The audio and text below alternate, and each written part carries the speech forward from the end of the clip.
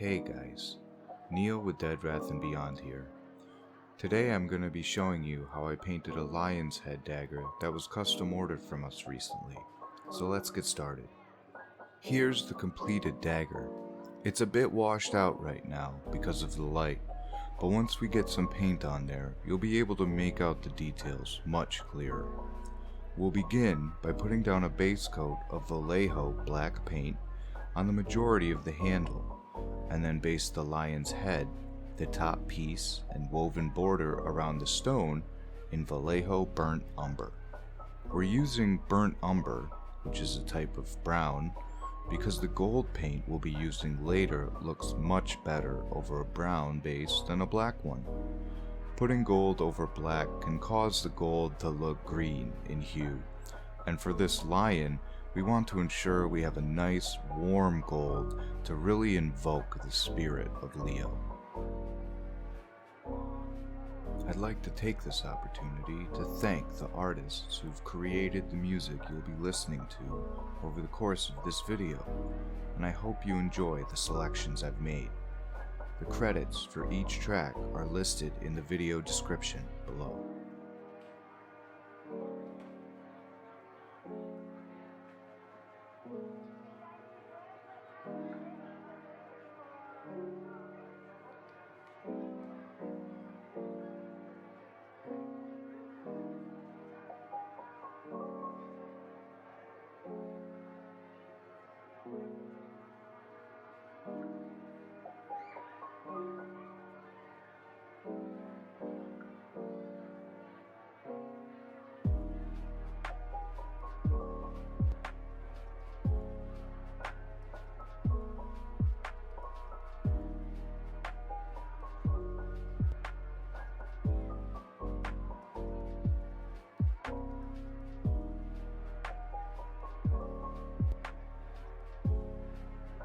I'd like to apologize in advance for some awkward angles and moments when the area of the dagger I'm painting leaves the frame.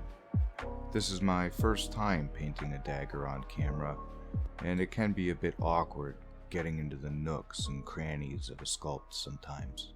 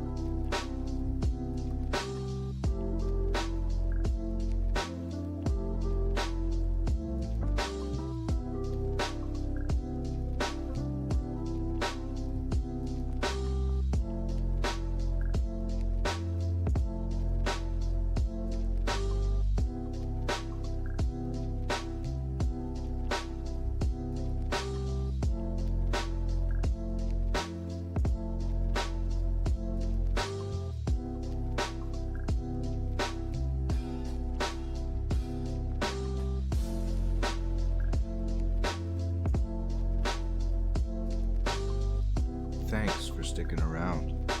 Things will get a bit more interesting in a moment, I assure you. This video you're watching is being played back at quadruple speed, and is indicative of the time commitment that painting each dagger is for me.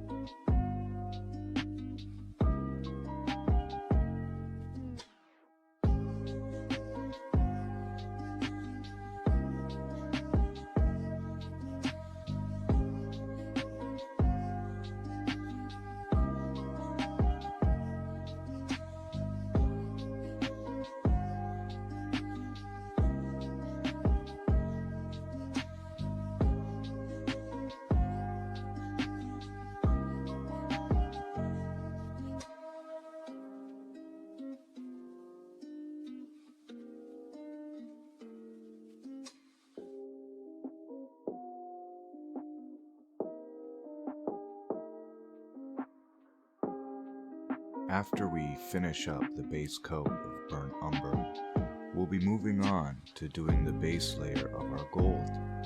I'm using Retributor Armor by Citadel. Because of the brown base layer, the gold will give us a beautiful, smooth finish with very little effort.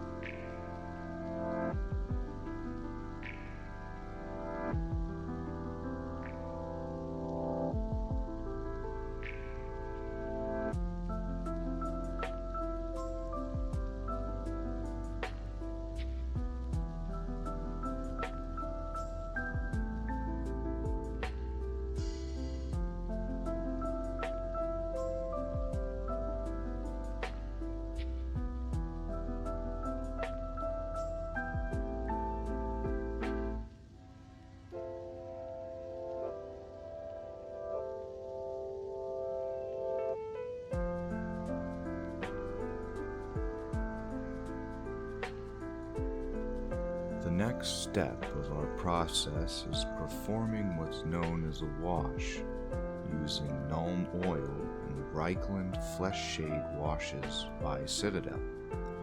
Unfortunately, shortly after beginning this step, I spilled my pot of Nuln oil, leaving it greatly diminished. It's something of a meme in the painting circles I came up in, so I had a good laugh. I found it so humorous I forgot to record the washing process, and so I'm afraid we'll have to wait until next time for me to illustrate it for you. It's too bad. Very textured surfaces like the face of our lion are perfect specimens for washing, and another technique I'm showing you right now called dry brushing. We're using Mechanicus Standard Gray and Celestra Gray to dry brush the handle of our dagger. As you may have noticed me doing a moment ago, in order to dry brush, you need to wipe off the majority of the paint from your brush before applying it to your work. By lightly sweeping back and forth over the raised areas and ridges of the piece, the paint catches only certain parts, which helps us lighten up raised areas, which creates contrast. It's the opposite function of washing, in which ink-like fluids are worked into the recesses and crevices of the work in order to make those areas darker. We slowly work up these grays on our handle in order to create definition on the lines that have been sculpted in.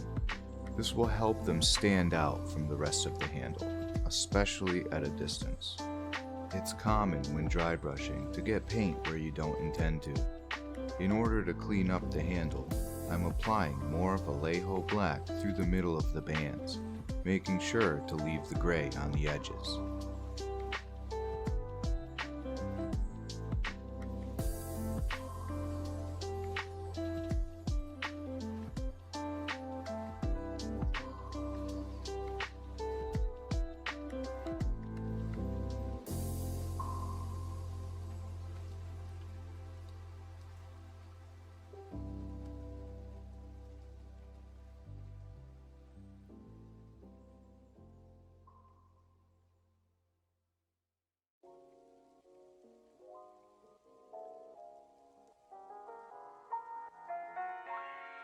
Our next step is dry brushing the gold parts of our dagger.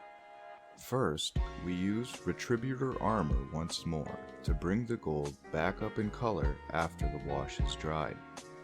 Following this step, we'll do another, more selective dry brushing with Stormhost Silver by Citadel to really make this lion shine.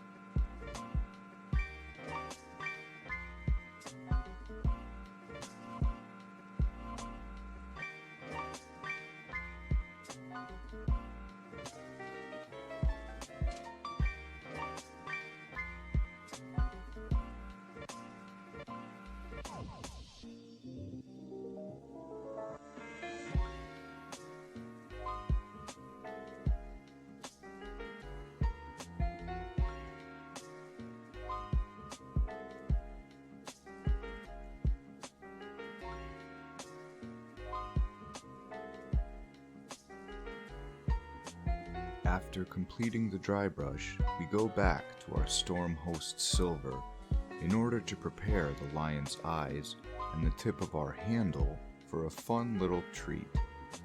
Our customer asked for us to somehow incorporate emerald into the dagger. Thankfully, I have just the thing, a specialty paint from Citadel called Waystone Green. It's of a gel-like consistency, and when applied in droplets over a silver base, ends up drying to closely resemble gems. I hope they like the subtle approach.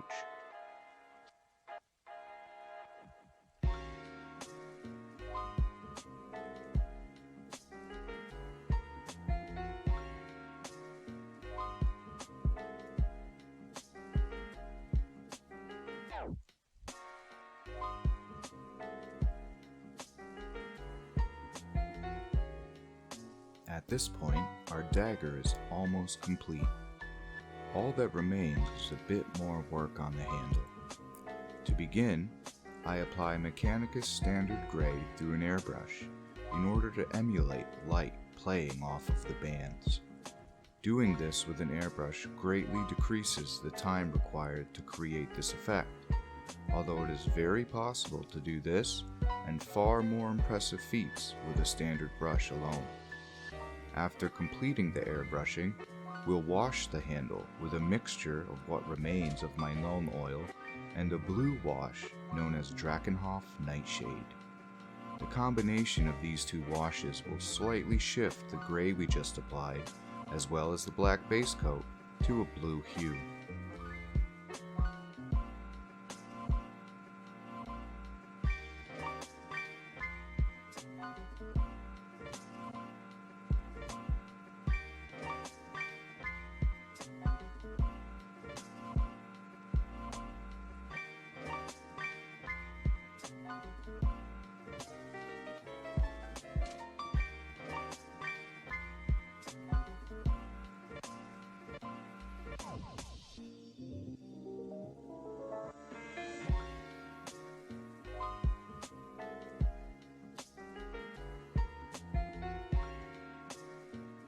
I hope you've enjoyed your time here with me today, and I want to thank each and every one of you who've helped raise Dead, Wrath, and Beyond up to where we are today. It is a great honor to be able to read thousands of positive comments on our work over on TikTok, and hopefully, as we do more videos like this, here on YouTube. Have a great day, and take it easy.